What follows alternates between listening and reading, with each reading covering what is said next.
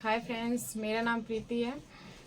तो आप सभी कैसे, उम्मीद करती हूँ आप सभी अच्छे होंगे। इस वीडियो में अपने लाइफ जर्नी के बारे में शेयर करने वाली हूँ।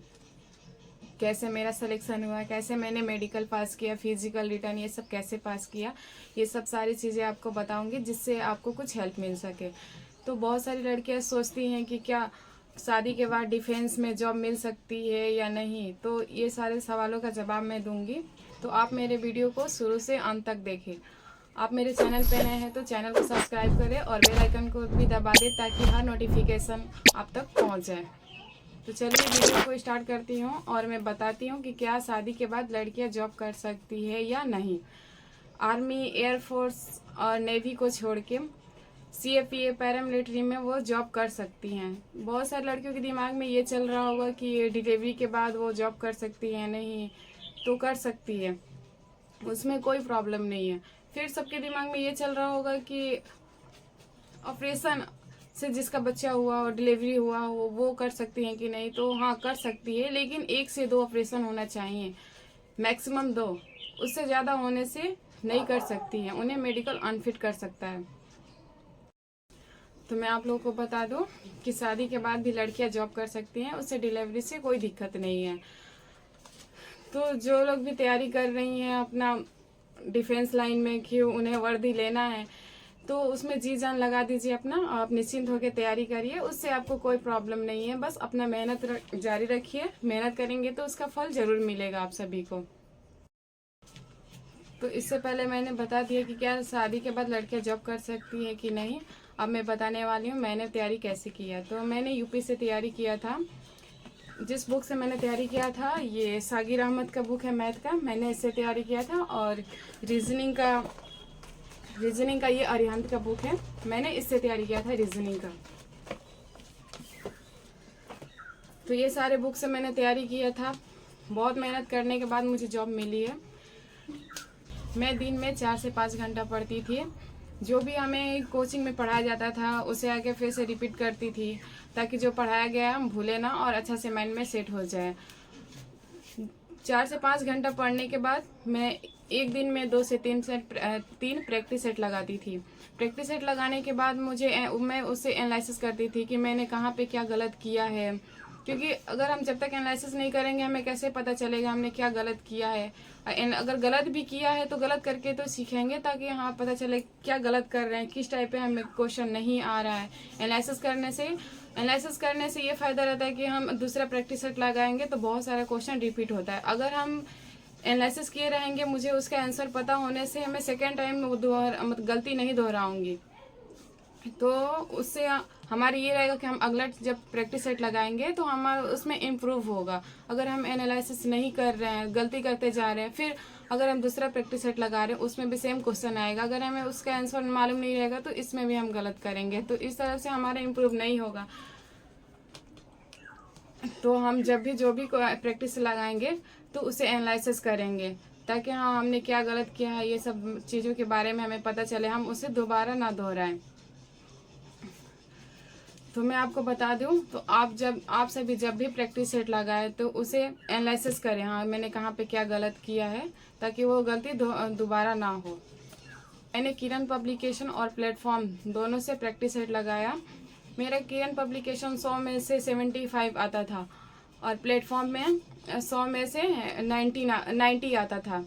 एवरेज मेरा 90 था प्लेटफॉर्म जो प्रैक्टिस सेट लगाती थी उसमें से। हिंदी और जीके का तैयारी लुसेंट बुक से की थी। ये इस तरह मैंने अपना रिटर्न पास किया था। तो अगर आप सभी भी कर रहे हैं पढ़ाई, तो जो भी पढ़ाई करिए उससे अच्छा से करिए, उससे रट्टा नहीं मारना है। तो मैं आपको बता दूं कि मैंने फिजिकल का तैयारी कैसे किया। तो मैं डेली सुबह 4 बजे उठती थी, घर का सारा काम करके मैं अपने हस्बैंड के साथ ग्राउंड जाती थी। वहाँ मुझे रनिंग के बारे में कुछ भी नहीं सोचना पड़ता था, सब मेरे हस्बैंड बताते थे, क्योंकि मेरे हस्बैंड एक खुद ट्रेनर है। उन्होंने मुझे रनिंग का कैसे करना है उन्होंने मुझे सब बताया। मैं लाइफ में कभी रनिंग नहीं की थी, कभी भी नहीं की थी। मैं फर्स्ट टाइम यहाँ आने के बाद, मेरा रिटर्न क्लियर होने के बाद मैं रनिंग करने के लिए गई थी। मैंने कभी रनिंग नहीं किया था। मैंने रनिंग किया तो मुझे बहुत सारा तकलीफ़ें आई रनिंग करने में, क्योंकि मैंने कभी भी रनिंग नहीं किया था, फर्स्ट टाइम रनिंग किया था।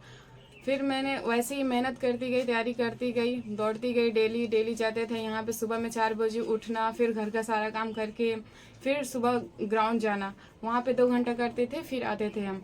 ऐसे ही मैं डेली प्रैक्टिस करती रही। उसके बाद से मेरा 1600 मीटर में, अगर मैं रोड पे 1600 का जब मैंने ट्रायल दिया तो मेरा 6:30 टाइमिंग था और ग्राउंड में 6:40 था। इस तरह करके मैंने फिजिकल क्लियर किया। आप लोग भी रनिंग का तैयारी कर रहे हैं तो उसमें बहुत सारे दर्द होगा, तो उससे आप ना डरें। जैसे एंकल पेन हो जाएगा, सीन पेन, नी पेन, ये सब पेन आता रहेगा, सांस प्रॉब्लम भी होगी, तो आप इससे आपको डरना नहीं है। अपना रनिंग कंटिन्यू रखिए। रनिंग करने में ये सब दर्द आता जाता रहेगा, तो इससे डरना नहीं है। आप जो कर रहे हैं उस पर फोकस करिए। तो अब मैं आपको बताऊंगी कि मैंने मेडिकल कैसे क्लियर किया। मेरा फर्स्ट टाइम मेडिकल था, क्योंकि मेडिकल के बारे में मुझे कोई नॉलेज नहीं था।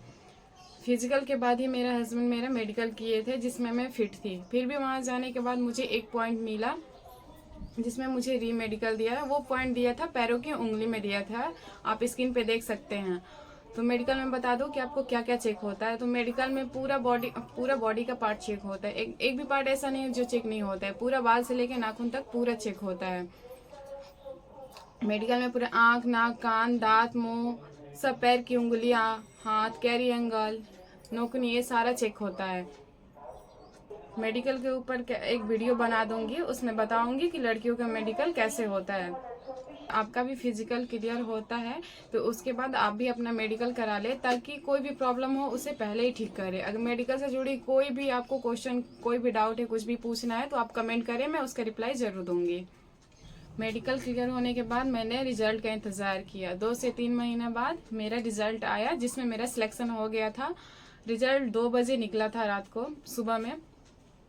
फिर जब मैंने रिजल्ट देखा, उसी टाइम मेरे घर के पास एक मंदिर है, मैंने वहाँ मन्नत मांगा था। फिर मैं 2 बजे रात को मैं वहाँ गई, और वहाँ उस पर एक मेरा वीडियो ब्लॉग बना हुआ है, जिसका लिंक डिस्क्रिप्शन में दे दिया है।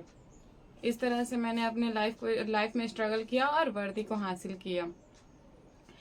लड़की होना आसान नहीं होता है। अगर हम किसी भी चीज़ की तैयारी करने जाते हैं तो लोगों को ताने सुनने को मिलेगा। बहुत सारे लोग, अलग अलग किस्म की बातें करेंगे, तो हमें किसी की बातें पे ध्यान नहीं देना है। हमारा जो एम है, हमें उस पर ध्यान देना है। इसलिए हमें भगवान ने 2 कान दिए, एक कान से सुनो और एक कान से निकाल दो।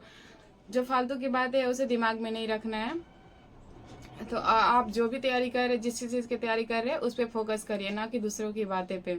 अगर मेरा वीडियो आपको अच्छा लगे तो वीडियो को ज़्यादा से ज़्यादा शेयर करें, लाइक करें और सब्सक्राइब करें। मिलते हैं नेक्स्ट वीडियो के साथ। बाय।